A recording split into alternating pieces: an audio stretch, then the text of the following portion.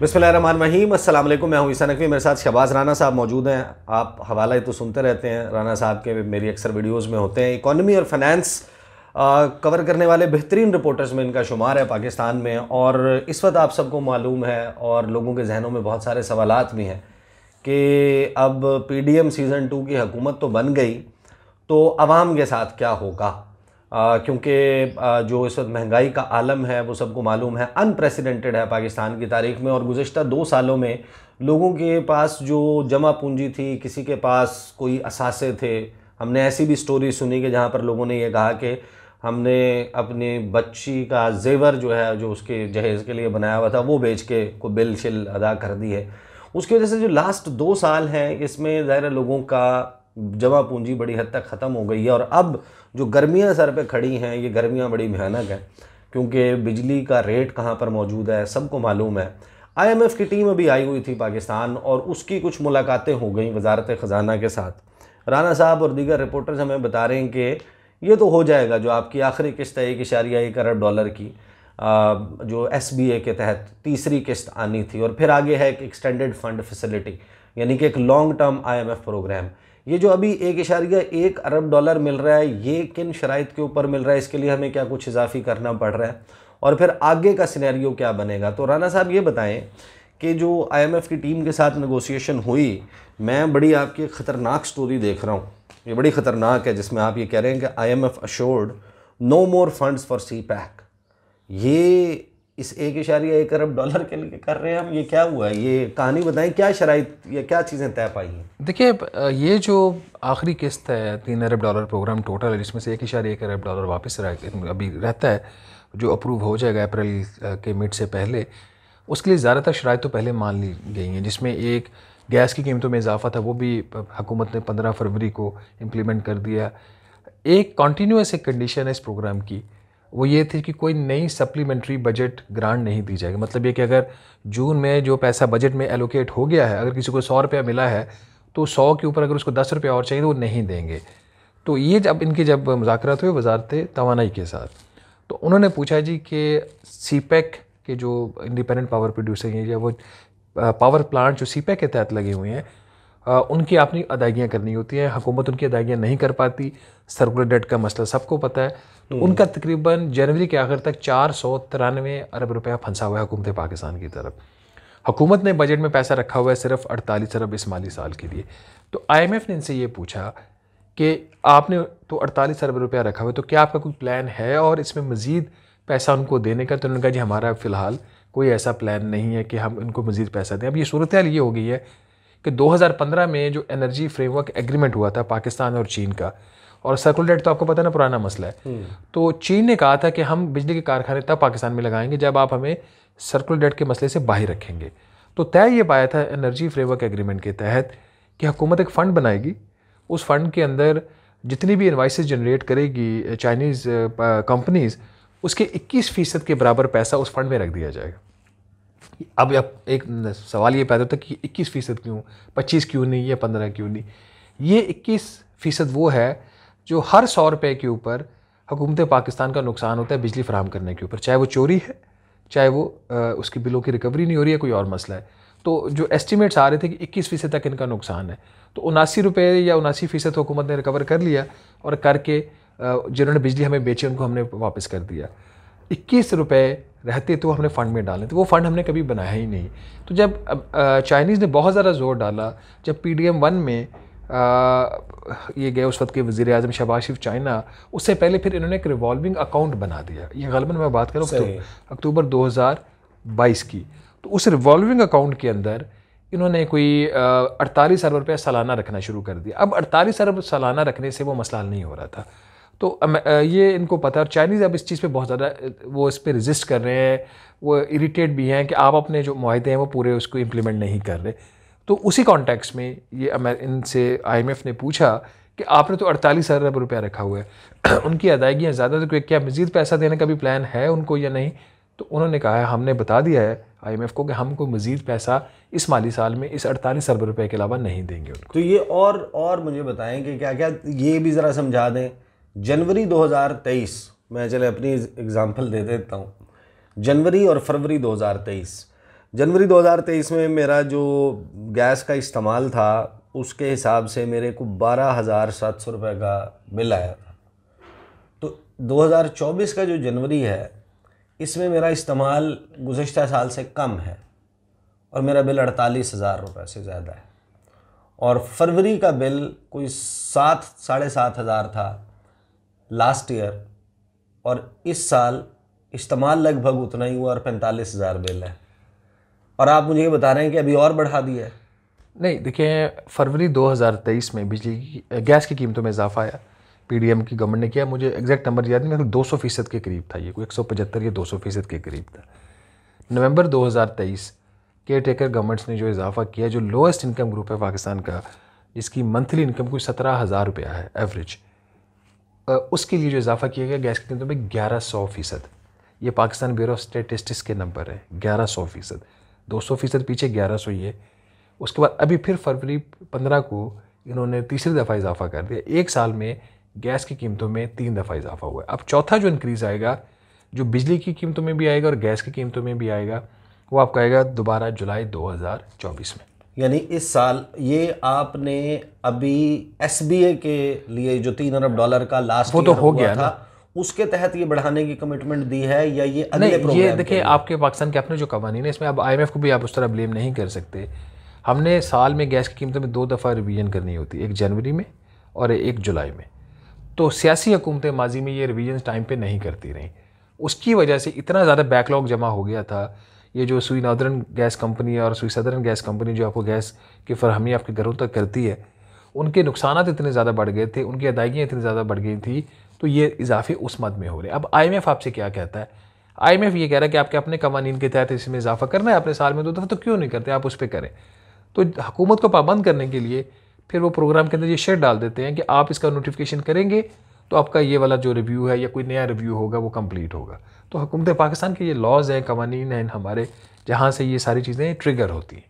तो ये अभी जो आपकी नेगोशिएशन हो गई है जिसके ऊपर $1.1 बिलियन आना है, ये इसमें अब हम ये समझें कि जुलाई तक और मज़ीद कोई तूफ़ान नहीं आने लगा? देखिए ये तो इसकी तो तमाम शराइत तकरीबन पूरी हो चुकी हैं ऑलरेडी। अब तो ये बस काइंड ऑफ एक एक्सरसाइज है कि ये जायज़ा मिशन आएगा, वो करेगा, मुकम्मल एक एग्रीमेंट होगा और बोर्ड अप्रूवल देगा। अगला जो बड़ा आपका तूफ़ान, तो मैं नहीं कहूँगा उसको, अगला जो बड़ा मसला बनने जा रहा है वो आप नहीं कहेंगे। माशाल्लाह आप अच्छा खाते पीते आदमी हैं। नहीं, तो वो आपके लिए तूफ़ान नहीं है। यहाँ पे आवाम की जो आम बंदा है उसके ज़ाहिर है कि जहन में सवाल मौजूद है कि किस किस्म का मंजरनामा, देखिए उनके बजट्स के ऊपर क्या होगा। अप्रैल मई जून आपकी बिजली की कीमतों में मंथली इजाफा होगा या क्वार्टरली होगा, ठीक है। जुलाई में बड़ा इंक्रीज़ आएगा, एनुअल जो एडजस्टमेंट जिसको बोलते हैं, जो पिछले साल को 7-8 रुपये भी हुई थी, जिसके बाद फिर लोग सड़कों पे भी निकल आए थे, एहतजाज भी हुआ था, लेकिन हुकूमत ने बात नहीं मानी और वो इजाफा अपनी जगह पे मौजूद रहा। फिर जुलाई में ही गैस की कीमतों में इजाफा आएगा। असल जो चीज़ होगी, अगला जो बजट आने वाला है, उस बजट के अंदर मेजर जो टैक्सेस में कोई इजाफा होने जा रहा है, वो बहुत सारी क्लासेस को इस दफ़ा हिट करने जा रहा है। मसलन यानी कि स्लैब सैलरीड क्लास की जो है उसके ऊपर IMF का दबाव है कि अभी 7 मुख्तलिफ रेट्स हैं सैलरीड क्लास के। IMF कह रहा है इसको 7 को 4 करो। तो अगर आप ऊपर का जो मैक्सिमम रेट 35% नहीं भी करते और उसको नहीं छेड़ते आप और नीचे वाला भी नहीं छेड़ते, तो अगर 3 स्लैब्स भी आपने ख़त्म करनी है, तो वो दरमियान में जो 20 है या 22.5 है या 27.5 वाला वट एवर जो रेट है, तो वो बीच में कुछ तो रेट ख़त्म होंगे ना। हाँ। तो किसी के ऊपर तो ऊपर 35% जाके डायरेक्ट उसको हिट करेगा। यानी कि जो फॉर एग्जांपल 2 लाख से 5 लाख के दरमियान कमा रहा है, इनको हिट पड़ने जा रही है, या 1.5 लाख से 6 लाख कमाने जा रहा है, उसको पहले वो क्योंकि उस ब्रैकेट में फॉल नहीं करता था। 5 लाख से ऊपर तो वैसे ही 35% है ना। सही। तो ये जो 2 लाख से 5 लाख के दरमियान के लोग हैं ना, इनके ऊपर हिट पड़ सकती है। हमारी कोशिश है, हम हुकूमत को सेंसिटाइज भी कर रहे हैं कि इसकी तरफ माफ़ी दे दें। अब सैलरीड क्लास को बहुत हो गया इसके साथ। ये तो ये IMF विलन है या यानी कि मैं वो एक पुराना बयान अभी हमने देखा, अभी मैंने आपको मेंशन भी किया, जो IMF की डायरेक्टर हैं क्रिस्टीना जॉर्जीवा, वो कह रही हैं कि हम पाकिस्तान की हुकूमत से ये कहते हैं कि आप अमीर लोगों से ज़्यादा टैक्स लें और गरीब लोगों को बख्श दें। देखिए ये उनका ख्याल रखें। एक फ्लॉड स्ट्रेटजी है IMF की, स्ट्रेटजी ठीक नहीं है। गरीब लोगों से उनका मकसद है कि बेनज़ीर इनकम सपोर्ट प्रोग्राम। अब वो बेनज़ीर इनकम सपोर्ट प्रोग्राम पूरा पाकिस्तान तो नहीं है ना। आपकी लोअर मिडिल इनकम ग्रुप उसमें शामिल नहीं है, मिडिल इनकम ग्रुप उसमें शामिल नहीं है। तो ये जो 2 क्लासेज हैं जो आपकी बैकबोन होती है आपकी मुल्क की, इसके ऊपर इतना ज़्यादा बोझ पड़ गया इस चक्कर में, अमीर के चक्कर में बोझ यहाँ पे पड़ रहा है सारा। BISP का तो आपने स्टाइपेंड इंक्रीज़ करवा दिया, उसमें बेनिफिशियरी भी ऐड करवा दिए। इस साल जून तक ये वो 93 लाख हो जाएंगे जो बेनिफिशियरी। 93 लाख मतलब कितनी आपकी आबादी है? 25 करोड़। अब 25 करोड़ में से आप 1 करोड़ भी ले लें, उसको तो आपने चले रिलीफ दे दिए, बाकी 24 करोड़ में से ऊपर कितने होंगे? 4, 5, 6 करोड़ होंगे। जो दरमियान वाले उसका क्या करना है? आप उसको मारना है। यहाँ पे प्रॉब्लम है। विलन कहाँ पे ये बनता है कि अब वो कंपेयर कर रहे हैं पाकिस्तान का जो सैलरी क्लास का टैक्स स्ट्रक्चर है उसको दुनिया के साथ। एक तो हमारी डॉलर कितनी डिवैल्यूएशन हो चुकी है, कोई कंपैरिजन बनता ही नहीं है। मतलब नेट इनकम हर शख्स की जो आज से 3-4 साल पहले थी, उसमें अगर आप इंटरनेशनल स्टैंडर्ड से कंपैरिजन करते हैं तो वो बहुत कम हो गई है। दूसरा प्रॉब्लम इसके अंदर है कि वो हद जहाँ से आपके ऊपर टैक्स लागू होता है आमदन के ऊपर, वो 50,000 रुपये माहाना है, जो कि साल की 6 लाख रुपये बनती है। ये बहुत पुरानी डिटर्मन की हुई हद है। मुल्क में महंगाई 35%, 38%, 30% की रेंज में रह रही है। तो ये जो हद है इसको भी तो बढ़ा, 6 लाख को आपको 8 लाख 10 लाख करने की ज़रूरत है। आप अगर इस क्लास को, इससे नीचे वाले क्लास को एग्जाम नहीं करेंगे सैलरी से, 1 लाख रुपया आज के घर दौर में कौन घर चला सकता है? मैं तो 50,000 तो छोड़ दे, 1 लाख रुपये में भी नहीं चल रहा। तो ये जो इनको कम से कम ये जो मिनिमम थ्रेशोल्ड है इसको बढ़ाने की ज़रूरत है। IMF ये बात समझता नहीं है। IMF पाकिस्तान के ऊपर लगाता है इंटरनेशनल स्टैंडर्ड्स, वो यहाँ पे चलते नहीं। ना हमें सर्विसेज इस मेयार की मिलती हैं, ना हमें और फैसिलिटीज़ मिलती हैं, ना ही यहाँ पे कोई भी जो हुकूमत आई है, चाहे PTI की है, PMLN है, PDM है, ना ही इन्होंने जो सेक्टर्स आपकी इकॉनमी से टैक्सेशन निज़ाम से बाहर उसको अंदर लाने की कोशिश की है। तो सारे का सारा बोझ उन तबकों के ऊपर, उनके ऊपर पड़ रहा है जो ऑलरेडी टैक्स पे कर रहे हैं। कहता है कि आपने फॉर एग्जांपल आपका टैक्स टू GDP रेशो ये होना चाहिए, आपको इतना टैक्स कलेक्ट करना चाहिए।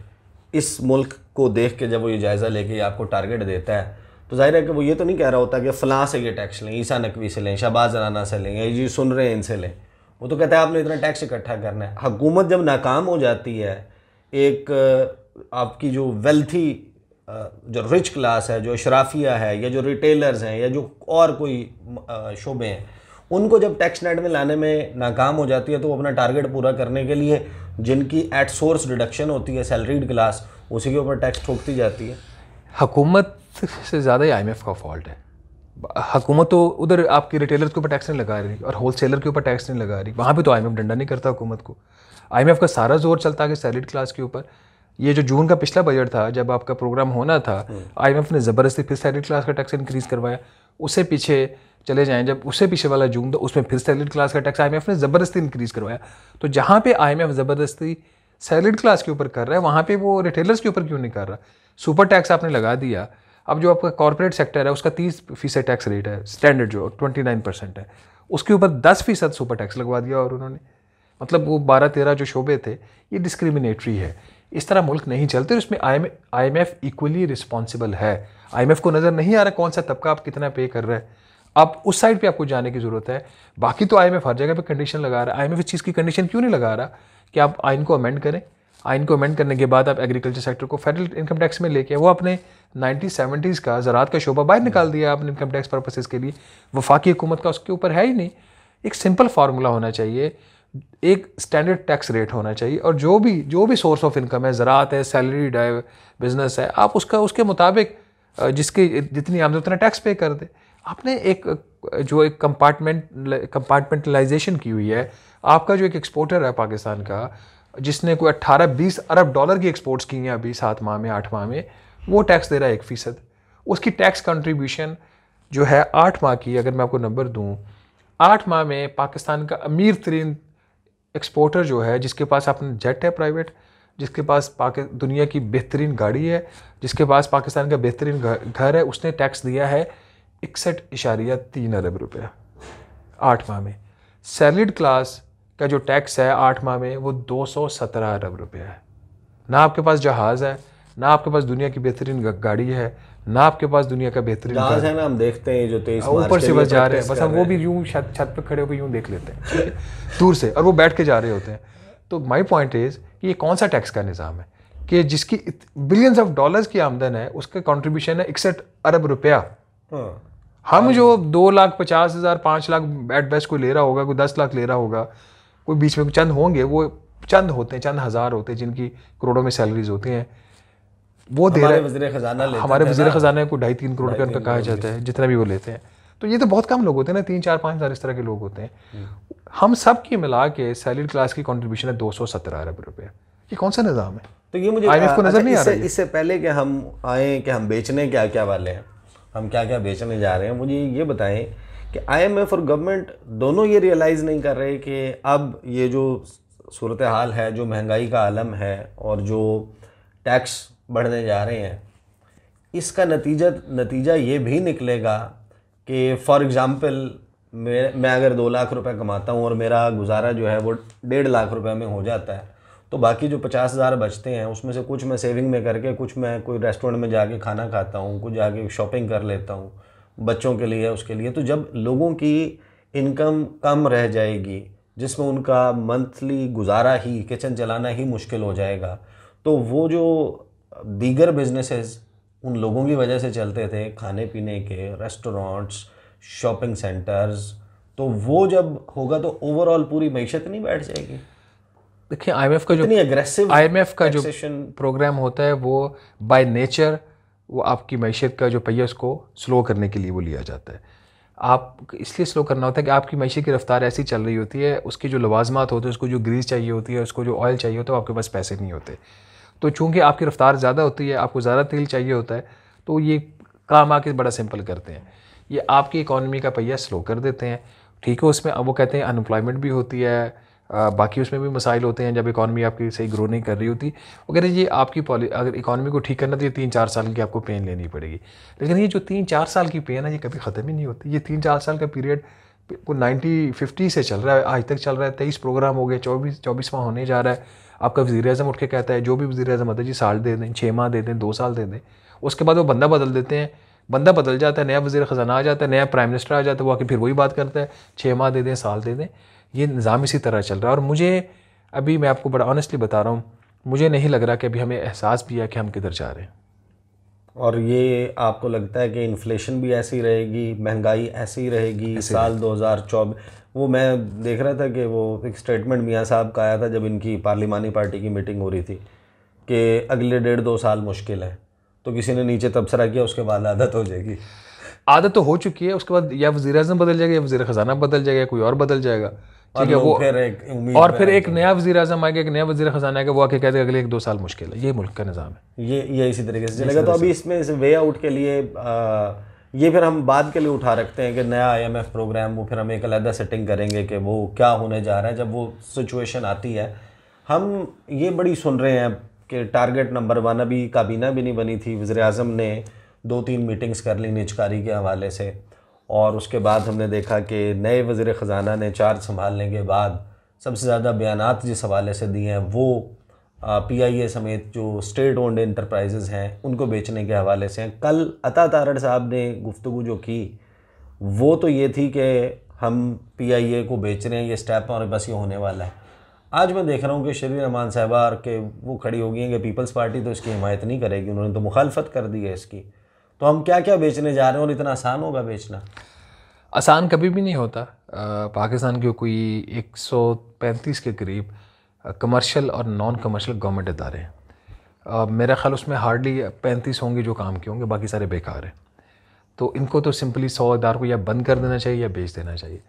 फ़िलहाल तो ये लग रहा है कि ये PIA को संजीदा हैं। इसमें स्पेशल इन्वेस्टमेंट फैसिलिटेशन काउंसिल जो है उसकी इसके ऊपर काफ़ी प्रेशर है उसका कि इसको बेचे। IMF को भी हमने बता दिया कि हम PIA बेचने जा रहे हैं। तो प्लान तो इनका ये है कि जून 2024 तक इसको बेच देंगे।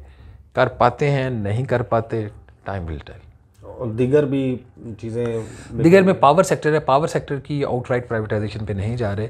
फ़िलहाल उसकी जो मैनेजमेंट है, उसका जो इंतज़ामी कंट्रोल है, वो ये हैंड ओवर करना चाहते हैं प्राइवेट सेक्टर को। वो भी एक लंबा प्रोसेस होता है। लेट्स सी वो 5-6 माह में, वो भी अभी 1-2 कंपनीज का करने जा रहे हैं। तो जो पीपल्स पार्टी कह रही है कि इसको पब्लिक प्राइवेट पार्टनरशिप में दे दें, ये डूएबल है या इस पे अब फंडा पड़ेगा? ये प्राइवेट सेक्टर की मैनेजमेंट जब होती है तो PPP होता है ना, पब्लिक प्राइवेट पार्टनरशिप ही होती है। तो ये बेहतर है, इसमें कोई हर्ज नहीं है इस चीज़ में अगर ये कर लें। अच्छा, वो नाम डिफरेंट दे रहे हैं, जिस तरह वो आउटसोर्सिंग जो है ऑफ द एयरपोर्ट्स, आउटसोर्सिंग में तो बेसिकली प्राइवेट सेक्टर आ जाता है ना। जो वो असासा है वफाक का या हुकूमत का है, और असासे की जो मैनेजमेंट है या उसमें कुछ शेयर प्राइवेट सेक्टर ले लेता है। गिरवी रखने से तो ज़्यादा अच्छी टर्म है ना। हाँ, आउटसोर्सिंग। गिरवी नहीं, आउटसोर्सिंग में तो गिरवी नहीं है ना। आउटसोर्सिंग में तो आपको इंतजामी कंट्रोल दे देते हैं किसी को, वो अपना उसके ऊपर परसेंटेज एक प्रॉफिट का रख लेता है अपना, और वो आपके चला के लेकिन वो जिम्मेदार नहीं होता कि जो वहाँ पर काम करने वाले लोग हैं उनको रिटेन करेगा, वो भी डिपेंड करता है, डिपेंड करता है, वो भी डिपेंड डील कैसी कर रहे हैं, डील करते हैं, इसके ऊपर डिपेंड करता है मुआहदे में क्या होता है। बहरहाल यानी आप उम्मीद कोई नहीं है इस वक्त लोगों को। जून के बजट से पहले तो कोई उम्मीद वाली बात नहीं की जा सकती। नहीं तो जून के बजट में कोई बेहतरी हो जाएगी तो वो देख के पता चलेगा कितने हालात ख़राब हो सकते हैं, कितने हालात ख़राब मज़ीद हो सकते हैं, यानी कि मज़ीद की ही बात है। तो उसमें व्हाट्स द वे आउट लोगों के लिए, बहुत सारे लोगों की एक परेशानी ये भी है कि फिर अब हम क्या करें। हुकूमतें स्पून फीड नहीं करती, ये सबको मालूम है। यूरोप में और उधर भी एक बहुत ही लिमिटेड जो उनका सोशल वेलफेयर प्रोग्राम होता है, लिमिटेड नंबर ऑफ़ पीपल, लेकिन उनको भी जो है वो खीर पका के उनका मुंह खोल के उसके अंदर नहीं घुसाई जाती, कुछ ना कुछ बंदे को फिर भी करना पड़ता है। तो लोग जो है वो जाहिर है कि ये तो तवक्को ना रखें कि हुकूमत उनके लिए सब कुछ करेगी, लेकिन कोई एक तो मामला होना चाहिए कि आप किस तरीके से अब इसको कोप करें। दो नौकरियाँ शुरू करें और देखिए हम जागते रहना, साइड पे नहीं रहना। एज ए नेशन हमारा प्रॉब्लम ये है कि हम अपने राइट्स की बात करते हैं, रिस्पॉन्सिबिलिटीज़ की बात नहीं करते। ऊपर से लेकर नीचे तक निज़ाम यही है, बदले का निज़ाम चल रहा है इस वक्त पाकिस्तान में। हर कोई दूसरे से बदला लेने के लिए तैयार हो बैठा हुआ है। मुल्क के निज़ाम की इस वक्त कोई बात नहीं कर रहा, अपने अपने सब स्कोर सेटल कर रहे हैं। इसमें नुकसान जो होता है ना, वो तबका जिसकी आवाज़ नहीं होती। एक आपका जो पोरेस्ट है उसको तो आपने फीड कर दिया थ्रू BISP, उस जो लोअर मिडिल इनकम ग्रुप और मिडिल इनकम ग्रुप है वो इस वक्त बहुत बुरे तरीके से पिसता जा रहा है। और मैं कोई डिसअपॉइंटमेंट की या पेसिमिज़म की बात नहीं करना चाहता, बट रियलिज़म ये है कि अभी हालात काफ़ी टाइट हैं और लोगों को अपने खर्चे काट कर अपना गुजारा करना अभी दो दिन पहले इमरान खान से जो मुलाकात हुई है कुछ रिपोर्टर्स की अडयाला जेल में, उन्होंने दोबारा वो प्रोडिक्शन की है श्रीलंका वाली कि मामला जो है वो पाकिस्तान श्रीलंका बनने जा रहा है। नहीं, मेरा नहीं ख्याल ये होगा। उसकी वजह यह है कि हमारे मगरब के साथ ताल्लुका ठीक है। IMF का प्रोग्राम मुझे लग रहा है अमेरिका संभाल लेगा। मुझे लग रहा है कि IMF का प्रोग्राम हो जाएगा, मुश्किल तरीके से होगा बट हो जाएगा। अगले वाला प्रोग्राम बड़ा जो प्रोग्राम है, तो जब IMF का अम्ब्रेला होता है तो आप डिफ़ॉल्ट नहीं करते, तो डिफ़ॉल्ट के चांसेस मुझे शॉर्ट टर्म में नहीं लग रहे। चाइना देगा पैसे? चाइना अब ज़रा मुश्किल से पैसे देगा। चाइना के साथ जो हम हालात कर रहे हैं ना, तो उसके बाद काउंसिल जनरल का तो बड़ा पॉजिटिव स्टेटमेंट आया। चाइनीज़ देखें या वो सिर्फ अभी फ्लैट कर आप चाइना को देख क्या रहे हैं इन रिटर्न। आपके अगर कुछ चाइना के ताल्लुकात में ख़राबी नहीं है, वो आपका डिफेंस वाली साइड है ना, डिफेंस का जो स्ट्रेटेजिक कोऑपरेशन है वो आपका ठीक चल रहा है। इकोनॉमिक फ्रंट के ऊपर तो हमने चाइनाज़ को बहुत ज़्यादा पुश टू द वॉल कर दिया ना। वो तो चाइनीज़ अभी पिछला जो पैसा दे रहे हैं वो दे के शायद पछता रहे होंगे, अगला आपको क्या नया पैसा देंगे वो। तो ये है जनाब सूरत हाल। राना साहब थैंक यू सो मच। बहरहाल अभी तक जो है वो नई हुकूमत बन गई, नए वज़ीर ख़जाना आ गए, चैलेंजेस का एक अंबार है, पहाड़ है। आपको लगे ये हुकूमत लेजिटिमेट है, ये इलेजिटिमेट है, ये फॉर्म 47 वाली है, ये फॉर्म 45 वाली है, हुकूमत फ़िलहाल यही है। और इस हुकूमत के होते हुए राना साहब अभी फ़िलहाल तो कोई बेहतरी की उम्मीद नहीं देख रहे।